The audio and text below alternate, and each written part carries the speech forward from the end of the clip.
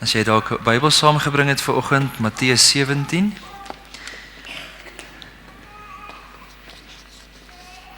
Kan jy Bybel maar oopmaak daar by die eerste gedeelte van Matteus 17, ons gaan 'n oomblik later daarvan lees.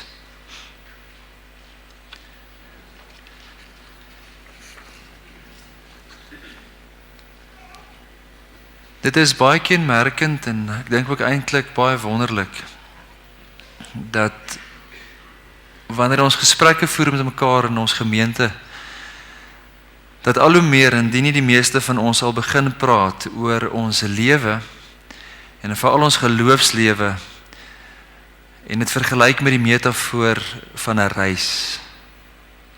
Dat baie mense sal sê my lewe is 'n reis, my geloofslewe is 'n journey waarop ek is. En ek dink dit is baie belangrik dat ons so oor ons lewe sal dink. Dit is 'n taal wat ons al 5 of 6 jaar in die gemeente praat. Baie belangrik om so oor ons lewe te dink. Ek dink in die eerste plek roof dit ons en hou dit ons 'n bietjie weg van 'n stuk arrogansie, nê. Dat ons vir mekaar kan sê, wel ek het nou gearriveer, jy weet, ek het nou gekry wat ek wil, my geloofslewe is nou op so 'n plek dat ek nou kan weet ek het goed genoeg gedoen of ek het gekry wat ek wou. Dit hou ou so 'n bietjie nigter, nê. Dit hou jy so 'n bietjie op jou toon om te sê die lewe is 'n reis en tot die dag dat ek die asem wat op 'n stadium vir my gegee is met my geboorte, daai eerste asemhaling wat ek ingeasem het, tot die dag dat ek daai asem gaan teruggee, is ek besig hier met 'n reis. Die tweede ding is ook, ek dink dit gee ook vir ons hoop, nê. Dat die plek waar jy nou is, wel dit kan seker 'n bietjie bang maak aan die een kant ook, maar dit kan ons ook hoop gee dat die plek waar ek nou is nie noodwendig die plek waar ek my lewe lank gaan wees nie. Dat hoe ek ook nou voel, ek voel dalk nou op 'n plek waar dinge dalk uit mekaar val of waar dinge nie goed is nie, maar ek weet dat my geloofslewe is 'n reis. Hy maak sy kurwes op en hy maak dit af. In die konteks dan van hierdie metafoor glo ek dat elkeen van ons ook deur hierdie teks wat ons vanoggend gaan lees uitgenooi word om maar net weer verder op reis te gaan. Ons gaan sien dat hier 'n baie duidelike diskurs is in hierdie teks.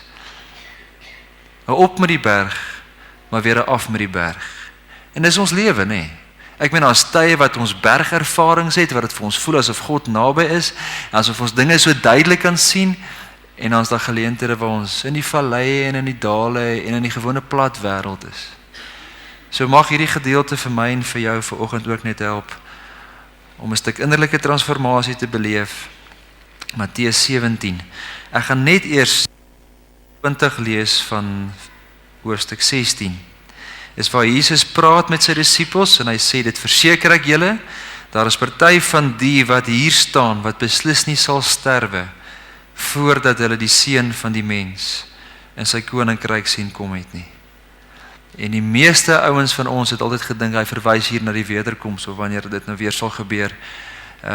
Maar reken die meeste verklaarders dalk, dat hy juist dan gesê het, daar gaan nou iets gebeur, daar gaan van julle wees wat dinge gaan beleef. En nou lees ons 6 dae later, het Jesus vir Petrus en Jakobus en sy broer Johannes saamgeneem en hulle op 'n hoë berg gebring, waar hulle alleen was.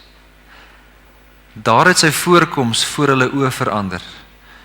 Sy gesig het begin straal soos die son, en sy klere het wit geword soos die lig. Skielik het Moses en Elia aan hulle verskyn en met Jesus gepraat. Toe sê Petrus vir Jesus, Here, dis goed dat ons hier is. As u wil, sal ek hier 3 hutte bou. Een vir u en een vir Moses en een vir Elia.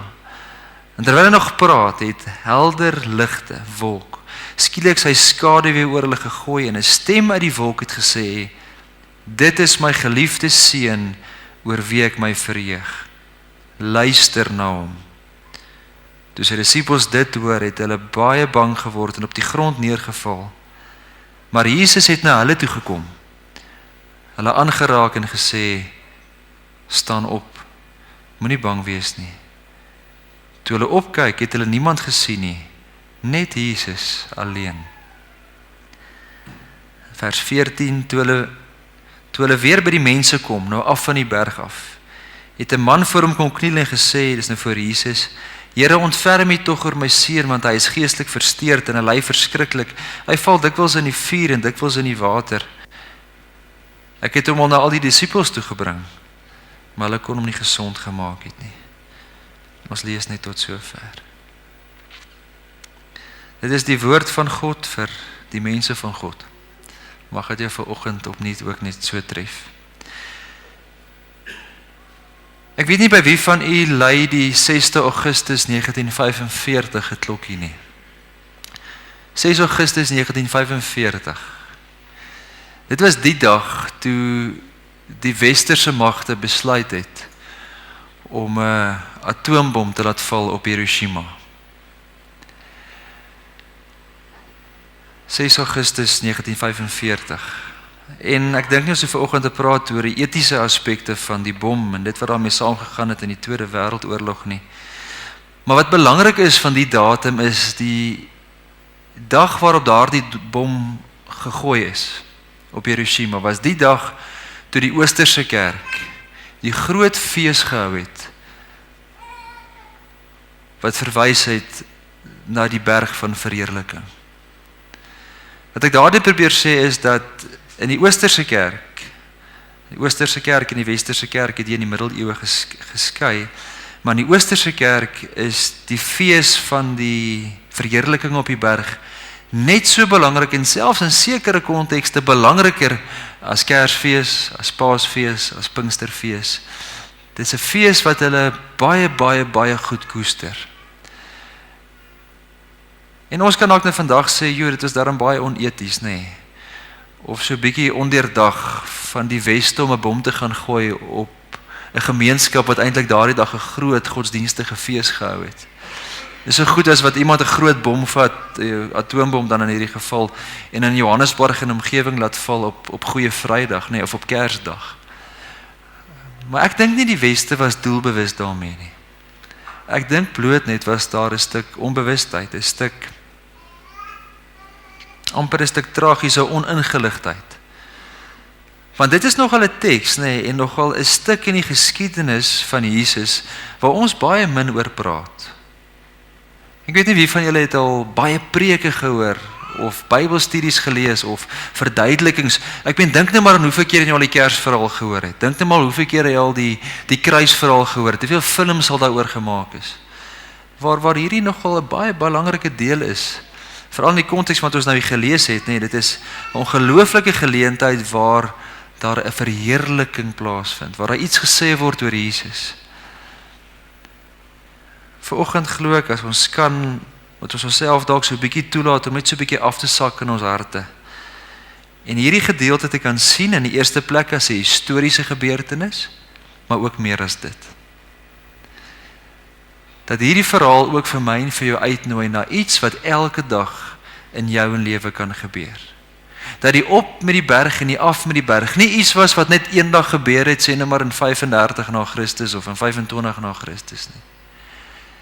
Maar dat dit jou uitnooi na 'n reële ervaring wat ek en jy die Bybel het gebeur, maar die Bybel moet elke dag weer gebeur. Die verhale wat hierin geskrywe staan, maak dit so dat dit relevant kan raak in my en jou lewe, elke oomblik. So kom ons begin dit by die teks. In die eerste gedeelte het ons vers 28 gelees.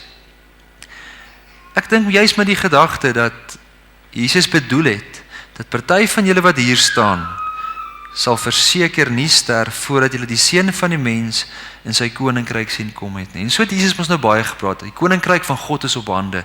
Die koninkryk van God is hier. En daardie het hy net probeer sê is, daar is 'n potensiaal, daar's 'n moontlikheid dat die hemel en die aarde nou al in sy tyd in 2014 by mekaar kan kom en waar daar geleenthede, momente en plekke is waar hierdie twee wêrelde by mekaar kan kom. Hy sê en van julle gaan dit nog beleef. En dan 6 dae later, dan vat hy nou, ons lees hier, vat Jesus vir 3 van sy disippels. In die eerste plek, Jesus neem sy disippels. Hulle besluit nie self nie. So dit is 'n gebeure wat geïnisieer is deur God. So hierdie wil ek, jy moet ons dalk net so bietjie sensitief wees ook oor my en jou lewensstorie. Dalk is dit nie so per toeval dat jy op sekere plekke op sekere tye gekom het nie. Dalk is dit so per toeval dat jy vanoggend dalk was jy lanklaas dalk in 'n erediens, dalk is dit nie so per toeval. Dalk is dit Jesus wat jou geneem het. Om dalk 'n ervaring te gehad het 5 jaar terug of laas jaar of hoor net mooi. Dalk is jy nie so die hoofouteur van jou storie soos wat jy dink nie. Soos in hierdie geval is dit dalk Jesus wat jy ook neem. God wat dalk dit beskik dat jy op 'n sekere plek op 'n sekere tyd kom. En dan neem hy vir Petrus en vir Jakobus en sy broer Johannes na 'n hoë berg toe. Nou, as jy die woord berg hoor in Bybelse konteks, dan hoor jy dadelik groot dinge. Berge is die plek waar God se onplooibare se teenwoordigheid en hoe al hoe meer bekend geword aan mense oral altyd op berge gebeur het. Ek dink man baie keer van Jesus se gesprekke daar in Johannes 4, dan praat hy met 'n Samaritaanse vrou, op watter berg is dit nou die beste om te aanbid? Dink ons aan berge, dink ons dadelik aan Moses, nee. Julle ken Moses se storie, hy wat daar rondgeloop het, skapies opgepas het of goeters, en daar is hierdie bos wat nie uitbrand nie, en hy's bang, en hy weet nie waar om te gaan, en dat God hom roep, dan is die hele storie van Egipte toe, hoe hy en Aaron besig is, hoe hy en Joshua later uittrek, en dan eindig die verhaal van Moses met 2 bergepisodes. Hy stap die berg op, en dan die grootste, heiligste moment amper in die Ou Testament, waar hy van die berg afkom met die wet, met die Torah, nee. En dan sê die tekste vir ons, het sy gesig lig geskyn, want vir 40 dae was hy op die berg in die teenwoordigheid, hy het God self gesien. En dan lees ons op die einde dat hy ook op die berg Horeb ook opgestap het, sy mantel uitgetrek het, dit vir Joshua aangetrek het en gesê het, dit is volbring, amper in die woorde van Jesus, ek het my werk gedoen, dan stap hy die berg op en hy gaan sterf. So hier sien ons dat bergmomente goeie momente is, maar ook dalk sterwensmomente is, maar dis momente wat verwys na, dis waar ek en God is. Dis momente waar ek en God 'n bepaalde ervaring deel. Dis waar ons kan sê die hemel en die aarde bymekaar kom. Dink ons berge, dink ons dadelik aan die persoon van Elia, nee. Elia wat op die berg Karmel staan, 1 Konings 18, hy is daar besig met die Baal-profete en hy bid en is lank droog, het begin reën. En dan is daar mos groot moeilikheid, nee, dan hoor hy mos Isebel gaan hom doodmaak. Nou, ek dink, dis verstaanbaar vir die meeste van ons mans vandag, nee. As jy hoor 'n kwaaie vrou sê vir jou, ek kom vir jou, dan hardloop jy. Dis presies wat Elia gedoen het. Hy's bang vir 'n vrou en hy hardloop weg en hy gaan lê iewers in die woestyn. En dan kom daar mos 'n engel by hom en sê vir hom, nee, moet verder gaan, en dan hardloop hy en hy kom by 'n berg. En is op daai berg waar daar weer ontmoeting plaasvind is met hom en God. God is nie in die vuur nie, hy's nie in die aardbewing nie, hy's nie in die wind nie, hy's nie in die reën nie, en hy praat met hom in 'n stil stem en God stuur hom opnuut. Hy gee opnuut vir hom 'n opdrag om te gaan leef. Nou dis dit juist hierdie 2 groot persone van die Ou Testament, nee, Moses wat die wet simboliseer en Elia wat die profete simboliseer, wat nou saam met Jesus hier op hierdie berg is. Om net iets te kan sê dat daar bepaal iets gebeur, iets van 'n intieme, persoonlike, amper mistiese ervaring wat tussen God en mens kan plaasvind. In die Ou Testament dan, en tot in die tyd van Jesus, hier op die berg Tabor, gebeur daar net iets, dat daar iets gebeur wat ons kan sê, hier gebeur groot goed. Dis intiem, dis persoonlik, dis bietjie misterieus. En ons almal soek daarna, nee. Ek almal van ons wat hier sit, het al mate van bergtop ervarings gehad, glo ek. Ons almal glo daarna, en ons almal is honger daarna. Want ons weet ook, daar kom tye wat ons ook gaan afkom van die berg af. En wanneer ons die Bybelstories gaan lees, dan kom ons agter dat die bergtop ervarings eintlik die uitsondering is, nee. As jy in die kerk se liturgiese jaar gaan kyk, dan het ons Kersfees, dis baie vinnig, is 4 weke die opbou na Kersfees toe, dis 7 weke die opbou na Paasfees toe, 40 dae Pinkster, Hemelvaart Pinkster, en dan vir die grootste gedeelte praat hulle in die kerklike jaar van, is dit ordinary time, gewone tyd. Ek en jy leef in gewone tyd. Ons praat van ons lewe in die spiritual flatlands. Ons lewe in die valleie, ons lewe in die dale. Dis waar die lewe gebeur. Daar waar jy in die oggend opstaan. Daar waar daar kinders is om klaar te maak vir skool, daar waar jy ontbytpap eet, daar waar jy hoor jy moet nog hierdie oproep nakom, daar waar jy hoor jy hierdie afspraak om te kom, daar waar jy bekommerd is oor jou finansies, daar waar jy dalk hoor iemand is siek. Dis waar die lewe gebeur, nie op die bergtoppe nie. Die lewe gebeur hieronder. Dis die uitsonderings wat af en toe op 'n bergtop gebeur. Maar omdat jy weet jy leef hieronder, daar in die vlaktes, daar in die valleie, weet jy dat jy af en toe bergtop ervarings nodig het. Want die vervelige lewe wat ek en jy hier leef, raak bitter vervelig sonder bergtop ervarings. Baie van ons wat onsself Christene noem, is vervelige Christene en verveelde Christene, want ons geen bergtop ervarings nie. Kom ons trek het vanoggend 'n paar lyne oor wat ons kan help. In die eerste plek, een ding wat ons kan help om bergtop ervarings wel te kan hê, om wel te kan opstap, is om dit saam met Jesus te doen. Met ander woorde, dit gebeur nie noodwendig uit die bloute uit nie. Hierdie ouens het vir 2 of 3 jaar saam met Jesus gereis, toe roep hy hulle en sê, kom ons gaan berg op. En dan die tweede ding, dit is nou 'n ander prentjie van Tabor, die vorige ene wys nogal, kyk, dis nie 'n koppie wat jy uitstap in 10 minute nie. Om bergtop ervarings te hê, as jy gaan dink aan die berg Horeb, waar Moses was, dis hoë berge. Dit vat iets van effort, dit vat iets van moeite. Om bergtop ervarings te hê, is nie maar sommer net iets van jy word in die oggend wakker en dit van self gebeur nie. En hieroor praat ons nou al 'n geruime tyd in ons gemeente. Daar is dinge nodig soos geestelike dissipline en wat jy nodig het, waar jy jou moeite moet insit, of dit selfondersoek is, of dit stilte is, of dit 'n stuk erkenning is oor waar in jou lewe is, of 'n stuk nugterheid is oor waar my verhoudings lyk. Daar's iets nodig. Dit kom nie net van self nie. Daar's 'n stuk werk wat ek en jy moet doen. Om 'n berg op te gaan vat effort. Dit vat moeite, dit vat sweer, dit vat voorbereiding. Jy weet wat jy dalk nodig het. Of dalk weet jy nie. Dalk moet jy bietjie gaan dink, of dalk moet jy bietjie vir mense rondom jou gaan vra. Dis Jesus wat nooi. Maar ek en jy moet naby genoeg aan hom wees, sodat hy ons nooi. Ek en jy moet ons ore en ons oë moet oop genoeg wees, dat as hy berg opgaan, om nog 'n bergtop ervaring vir my en vir jou te bied, dat jy gereed is. Dan kom ons op die berg, en almal van ons was al daar, nee. Ek glo almal van ons wat hier sit, het goeie ervarings al gehad, waar God naby jou gekom het. En dit het gebeur waar jy besef het, dat die wêreld van die hemel, en die wêreld van die aarde, die koninkryk van God, en kom ons sê nou maar die koninkryk waar ek en jy leef hier op aarde, waar die twee wêrelde mekaar begin oorvleuel het. Ons dink baie keer God is synig, maar God is lief daarvoor om te gee. Ons moet besef dat God regtig wil hê dat ek en jy die ervaring moet hê dat die aarde waarop ek en jy leef 'n God deurdrenkte aarde is. Kyk, as twee ander foute wat ons kan maak. Ons kan dink God se wêreld is daar ver en ons wêreld is hier. Ons noem dit deïsme. God het hierdie aarde kom skep en nou gaan sit hy een kant ver weg en hy kyk maar net hoe die aarde gebeur, soos 'n horlosie wat homself afwen. Dit is nie die storie van die Bybel nie.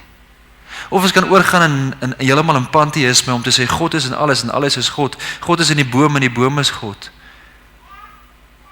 Jesus kom en hy sê, en hy kom verduidelik dat God in alles is, maar hy's meer as dit. In elke aardse ervaring wat ek en jy het, in elke aardse ervaring wat ek en jy het, kan God teenwoordig kom.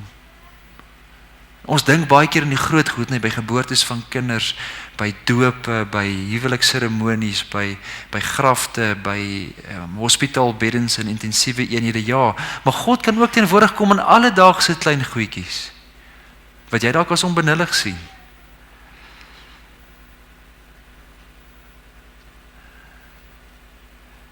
Mag ek en jy die bewustheid daarvan hê.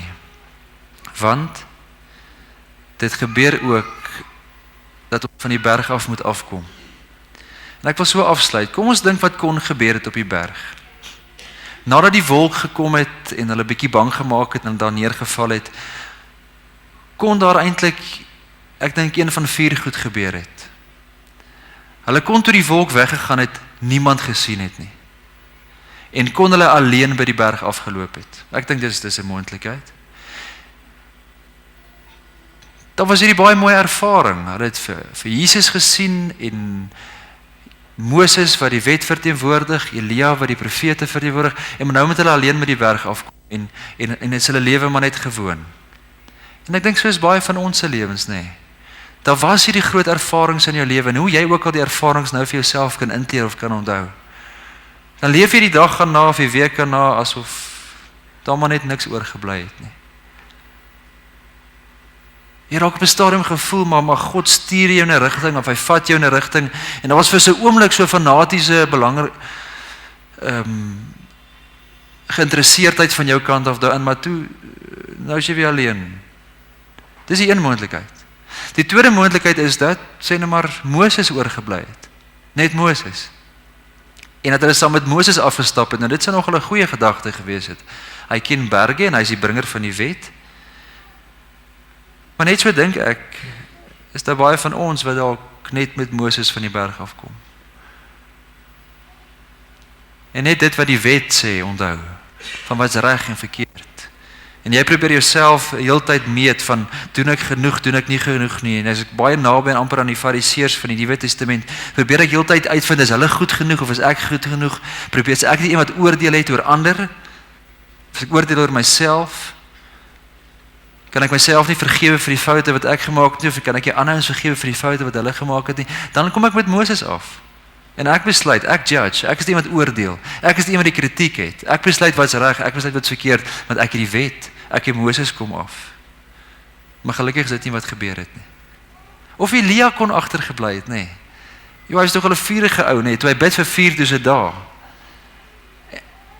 En hy het groot profeseë gehad, nê. En baie van ons wil met Elia van die berg afkom, om net my eie agenda te vervul. Dinge moet tog net gebeur soos ek dit wil hê. En baie van ons stap so met Elia van die berg af, van ons geestelike ervarings.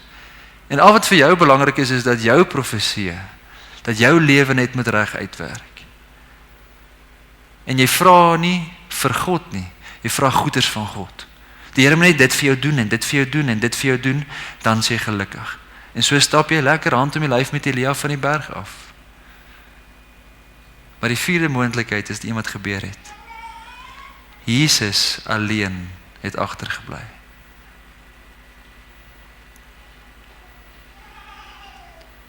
Hulle het hom gesien, Jesus alleen. En jy kan vanoggend die huiswerk gaan doen in jou lewe, of dit Jesus alleen is of nie. Sien, baie van ons wil eintlik die bergtop ervarings behou. Ons wil dit verpak. Ons wil sê, ons wil net heeltyd soontoe teruggaan. Jesus het nie op die berg gebly, net afgekom. Trevor Hudson sê nogal, hy is baie seker dat hierdie 'n historiese gebeurtenis was. Dis nie iets wat ouens na die tyd uitgedink het nie. Hy sê, want vir Petrus om regtig nou iets te kom sê, soos, kom ons bou nou hut, een vir Jesus en een vir Elia en een vir Moses. Hy sê, dis nog 'n bietjie 'n stupid opmerking. En dat Matteus, Markus en Lukas daaroor skryf, hy sê, hy dink nogal hoe die ouens 'n paar jaar daarna nogal gereeld vir Petrus gespot het. Hy gesê, Jesus, hoe?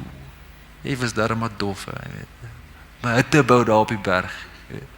Om te sê dat die ding moes gebeur het. Want Jesus het afgekom.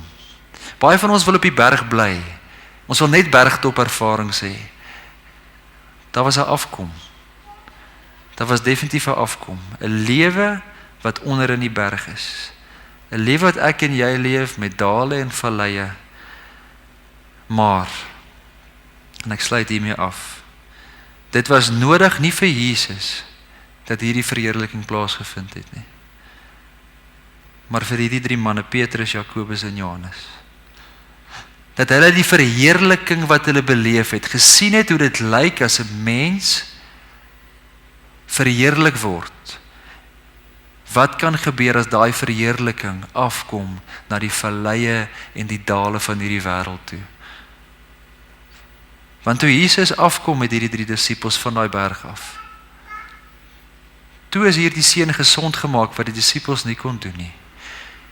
Dit was die konteks waar hulle die verheerliking moes kom neersit.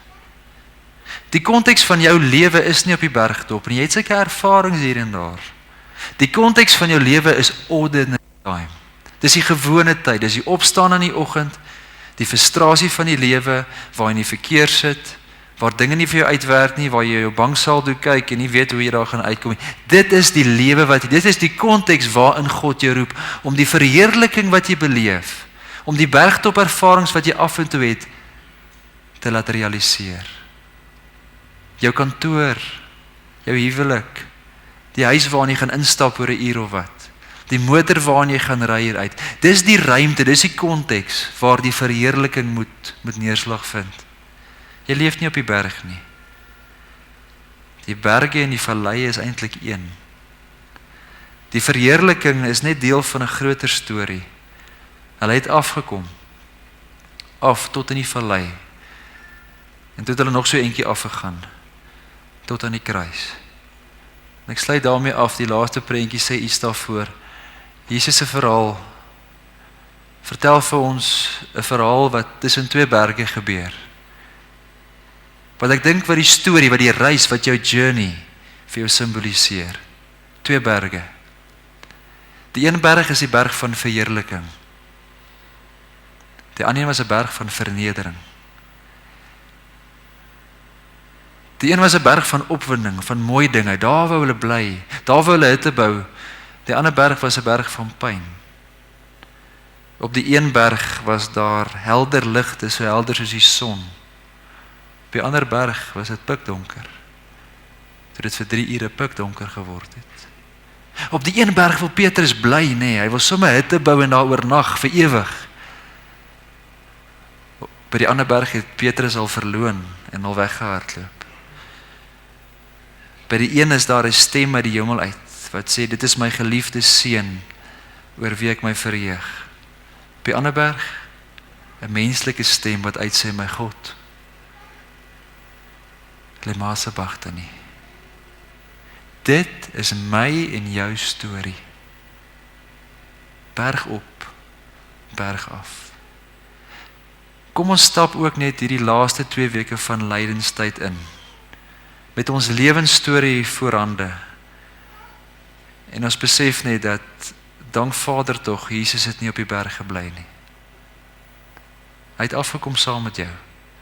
En mag jou totale lewensruimte, dit wat jy elke dag in leef, mag dit volgemaak word. Of dit nou in jou oog goed of sleg is, mag dit goed volgemaak word met die heerlikheid van die Here self. Dit is die reis waarna toe ek en jy uitgenooi word. Amen.